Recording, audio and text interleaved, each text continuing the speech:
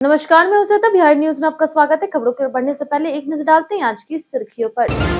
बिहार में अब आग लगने से पहले मिलेगा अलर्ट, एआई सिस्टम करेगा खतरे का पहले से अंदाजा, फायर ब्रिगेड की तैयारी होगी और तेज। बिहार में बाल श्रम से मुक्त बच्चों के लिए बड़ी पहल, अब आवासीय विद्यालयों में मिलेगी शिक्षा और कौशल प्रशिक्षण। पटना, गया जी और सीतामढ़ी से होगी शुरुआत। बिहार में नल जल योजना को लेकर के सख्त निर्देश, मुख्यमंत्री सम्राट चौधरी ने बढ़ाया सप्लाई टाइम, एआई निगरानी और गुणवत्ता जांच पर दिया जोर। बिहार शिक्षा विभाग का बड़ा आदेश, 31 मई तक शिक्षकों की छुट्टी पर लगी रोक, नियमित कक्षाओं और पाठ्यक्रम पूरा कराने पर सख्त फोकस। भीषण गर्मी में बिहार सरकार का बड़ा फैसला, अब पीक टाइमों में नहीं कटेगी बिजली, चोरी रोकने के लिए छापेमारी अभियान भी तेज। चलिए एक नजर डालते हैं आज की शाम तक की बड़ी खबरों की ओर विस्तार से। बिहार के 211 प्रखंडों में 1 जुलाई से शुरू होगी डिग्री पढ़ाई। मुख्यमंत्री सम्राट चौधरी की अध्यक्षता में एक अन्य मार्ग स्थित संकल्प में उच्च शिक्षा विभाग की समीक्षा बैठक हुई। बैठक में सचिव राजीव रोशन ने विभागीय योजनाओं, विश्वविद्यालयों की स्थिति, छात्र योजनाओं और नए कॉलेजों की जानकारी दी। मुख्यमंत्री ने निर्देश दिया कि ओपन यूनिवर्सिटी मॉडल का अध्ययन कर बिहार में नई ओपन यूनिवर्सिटी स्थापित की जाए, ताकि उच्च शिक्षा का विस्तार हो और विश्वविद्यालयों पर बोझ कम हो। उन्होंने घोषणा की 1 जुलाई से 211 प्रखंडों में जहां डिग्री कॉलेज नहीं है, वहां स्नातक स्तर की पढ़ाई शुरू की जाएगी। इन कॉलेजों में शीघ्र बहाली के लिए समिति बनेगी। भूमिदाताओं और सहयोगियों के नाम पर कॉलेजों का नामांकन होगा। टॉप 10 विश्वविद्यालयों से एमओयू, विक्रमशिला विश्वविद्यालय, पुनः स्थापना और शोध संस्थानों के पुनर्गठन के निर्देश भी दिए गए। आग लगने से पहले ही अलर्ट देगा बिहार का एआई सिस्टम। बिहार में आगजनी और आपदा से निपटने के लिए आर्टिफिशियल इंटेलिजेंस आधारित टेक्निक का उपयोग किया जाएगा। अग्निशमन विभाग ने एआई कंट्रोल रूम शुरू किया, जो मौसम विभाग के पूर्वानुमान और पुराने डेटा के आधार पर आग लगने की आशंका वाले क्षेत्रों की पहचान करेगा और पहले से अलर्ट जारी करेगा। इससे फायर ब्रिगेड की प्रतिक्रिया और रेस्क्यू ऑपरेशन तेज होंगे। जैसे ही सूचना मिलेगी, सिस्टम नजदीकी फायर वाहन और सबसे छोटा रूट दिखाएगा, जिससे समय की बचत होगी। बिहार इस टेक्निक को अपनाने वाला देश का दूसरा राज्य बन गया। विभाग ने 80 नए वाहन, थर्मल इमेजर और अन्य आधुनिक उपकरण भी शामिल किए। इससे ऊंची इमारतों में आग बुझाने और मलबे में दबे लोगों को खोजने में मदद मिलेगी। बाल श्रम से मुक्त बच्चों को मिलेगा आवासीय शिक्षा का सहारा। बिहार और अन्य राज्यों में बाल श्रम से मुक्त कराए गए बच्चों के सर्वांगीण विकास के लिए उन्हें आवासीय विद्यालय में रह करके शिक्षा और कौशल विकास प्रशिक्षण देने की योजना शुरू की जाएगी। पहले चरण में यह योजना पटना, गया जी और सीतामढ़ी जिलों में लागू होगी। इसके तहत बच्चों को आत्मनिर्भर बनाने के लिए विशेष प्रशिक्षण कार्यक्रम भी चलाया जाएगा। श्रम संसाधन और प्रवासी श्रमिक कल्याण विभाग ने इस दिशा में प्रयास जुवेनाइल एंड सेंटर के साथ एमओयू किया है। योजना के अंतर्गत बाल श्रम से मुक्त कराए गए 100 बच्चों को निःशुल्क शिक्षा और कौशल विकास का अवसर मिलेगा। इससे बच्चों को रोजगारोन्मुखी प्रशिक्षण देकर के भविष्य में आत्मनिर्भर बनाया जाएगा। इस समझौते पर विभाग और संस्था के प्रतिनिधियों से हस्ताक्षर किए, जिससे पुनर्वास की प्रक्रिया को गति मिलेगी। बिहार में नल जल योजना को लेकर के नई सख्त गाइडलाइन जारी। मुख्यमंत्री सम्राट चौधरी ने लोक स्वास्थ्य अभियंत्रण विभाग की समीक्षा बैठक में हर घर नल जल योजना को और प्रभावी बनाने के निर्देश दिए। उन्होंने कहा कि पेयजल आपूर्ति का समय सुबह और शाम 1-1 घंटा बढ़ाया जाए, ताकि लोगों को निरंतर पानी मिल सके। साथ ही शिकायतों का त्वरित समाधान करने और निगरानी में एआई टेक्निक के उपयोग पर जोर दिया गया। मुख्यमंत्री ने जल की गुणवत्ता के नियमित जांच, पंचायत और वार्ड स्तर पर निरीक्षण तथा हर 2-3 महीने में समीक्षा करने के निर्देश दिए। उन्होंने जलापूर्ति उपकरणों की मरम्मत, नए चापाकल लगाने और भूजल संरक्षण योजनाओं के प्रभावी क्रियान्वयन पर भी बल दिया है। बैठक में विभागीय प्रधान सचिव ने योजनाओं की विस्तृत जानकारी प्रस्तुत की। इस दौरान कई वरिष्ठ अधिकारी मौजूद रहे और जलापूर्ति व्यवस्था को बेहतर बनाने पर चर्चा हुई। शिक्षा विभाग का सख्त आदेश, 31 मई तक नहीं मिलेगी छुट्टी। बिहार शिक्षा विभाग ने समर वेकेशन से ठीक पहले बड़ा प्रशासनिक फैसला लेते हुए 27 मई से 31 मई तक शिक्षकों की छुट्टियों पर अस्थायी रोक लगा दी। इस अवधि में सरकारी स्कूलों के शिक्षक बिना विशेष कारण अवकाश नहीं ले सकेंगे और उनकी उपस्थिति अनिवार्य होगी। विभाग का उद्देश्य है गर्मी की छुट्टियों से पहले छात्रों की पढ़ाई बाधित ना हो और पाठ्यक्रम समय पर पूरा किया जा सके। सभी जिला और प्रखंड शिक्षा पदाधिकारियों को कक्षाओं के नियमित संचालन के निर्देश दिए गए। साथ ही छात्राओं को समर वेकेशन के दौरान पढ़ाई से जोड़ने के लिए विषयवार गृह कार्य देने और डायरी में दर्ज करने का आदेश दिया गया। विभाग ने स्पष्ट किया है कि आदेश का उल्लंघन करने पर कार्रवाई की जाएगी। यह कदम शैक्षणिक गतिविधियों को सुचारू बनाए रखने में मदद करेगा। बिहार सरकार ने ऊर्जा बचत पर जारी किए सख्त नए निर्देश। अमेरिका ईरान तनाव और वैश्विक ऊर्जा संकट के बीच बिहार सरकार ने पेट्रोलियम और बिजली की खपत कम करने के लिए सख्त निर्देश जारी किए।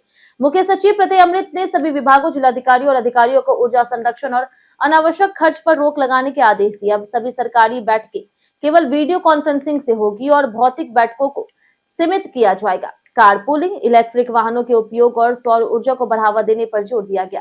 हर कार्यालय में बिजली खपत नियंत्रित करने के लिए नोडल अधिकारी नियुक्त किए जाएंगे। विदेश यात्रा पर सरकारी खर्च से 6 महीने का प्रतिबंध लगाया गया। बिजली और ईंधन की खपत घटाने के लिए सख्त निगरानी की जाएगी। सरकार का लक्ष्य वित्तीय अनुशासन, ऊर्जा बचत और पर्यावरण संरक्षण को मजबूत करना है। बिहार स्कूलों की रसोई में अब सीसीटीवी से होगी निगरानी। बिहार के सरकारी स्कूलों की रसोई में अब सीसीटीवी कैमरों के जरिए निगरानी की जाएगी। इसका उद्देश्य मिड डे मील की गुणवत्ता, साफ सफाई और भोजन बनाने की प्रक्रिया पर लगातार नजर रखना है। शिक्षा मंत्री मिथिलेश तिवारी ने संबंधित अधिकारियों को सभी स्कूलों में सीसीटीवी लगाने के निर्देश दिए। साथ ही मिड डे मील की आपूर्ति में बिहार की स्थानीय एजेंसियों को प्राथमिकता देने का निर्णय लिया गया। इसके अलावा सभी स्कूलों को निर्देश दिया गया है कि वे प्रतिदिन स्कूल शुरू होने के 1 घंटे के भीतर छात्रों की उपस्थिति की जानकारी ई शिक्षा कोश या MIS पोर्टल पर अपलोड करें। इस कदम से पारदर्शिता बढ़ेगी और बच्चों को मिलने वाले भोजन की गुणवत्ता सुनिश्चित होगी। सरकार का उद्देश्य शिक्षा व्यवस्था और पोषण कार्यक्रम को अधिक प्रभावी और जवाबदेह बनाना है। गांधी मैदान में बकरीद नमाज को लेकर के भारी सुरक्षा तैनाती। पटना जिला प्रशासन ने बकरीद पर्व को शांतिपूर्ण और सौहार्दपूर्ण माहौल में संपन्न कराने के लिए व्यापक सुरक्षा व्यवस्था की है। जिले में 779 स्थानों पर दंडाधिकारी, पुलिस पदाधिकारी, सशस्त्र बल और लाठी बल की तैनाती की गई। जिलाधिकारी डॉक्टर त्यागराजन SM और SSP कार्तिकेय के शर्मा ने संवेदनशील क्षेत्रों में विशेष निगरानी, सोशल मीडिया पर अफवाहों के त्वरित खंडन और असामाजिक तत्वों पर सख्त कार्रवाई के निर्देश दिए। 28 मई को गांधी मैदान में बड़ी संख्या में नमाजी नमाज अदा करेंगे, जिसके लिए साफ सफाई, पेयजल, पार्किंग, बैरिकेडिंग और सुरक्षा व्यवस्था की गई। एम्बुलेंस, डॉक्टर, अग्निशमन दल और अस्थायी थाना की तैनाती होगी। प्रशासन ने लोगों से अफवाहों से बचने और किसी भी आपात स्थिति में नियंत्रण कक्ष या हेल्पलाइन नंबर से संपर्क करने की अपील की है। बिहार के 6 IPS अधिकारियों को केंद्र में IG पद मिला। बिहार कैडर के 6 IPS अधिकारी को केंद्र सरकार में पुलिस महानिरीक्षक यानी कि IG के पद पर मनोनयन मिला है। ये सभी 2008 बैच के अधिकारी हैं, जिसमें पटना के पूर्व SSP उपेंद्र कुमार शर्मा, मनोज कुमार, सत्यवीर सिंह, विकास बर्मन, निताशा गुड़िया और किम शामिल है। प्रधानमंत्री की अध्यक्षता में वाली कैबिनेट की नियुक्ति समिति यानी कि ACC ने इन अधिकारियों के नाम को एम्पैनलमेंट के लिए मंजूरी दी है। केंद्र ने कुल 3 दर्जन IPS अधिकारियों को IG पद के लिए चयनित किया, जिनमें बिहार के 6 अधिकारी शामिल हैं। सिवान के रहने वाले उपेंद्र कुमार शर्मा ने कई जिलों में SP और SSP के रूप में काम किया, जिसमें पटना, दरभंगा, जमुई और औरंगाबाद शामिल है। उनकी शैक्षणिक पृष्ठभूमि इंजीनियरिंग की है और उन्होंने 2008 में UPSC परीक्षा पास की थी। पटना में पॉलीथीन पर सख्ती, DM ने दी कड़ी चेतावनी।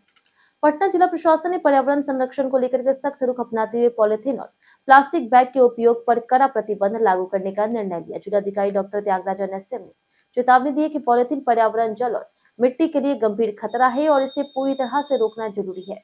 उन्होंने कहा कि नियमों का उल्लंघन करने वालों पर सख्त कार्रवाई और जुर्माना लगाया जाएगा।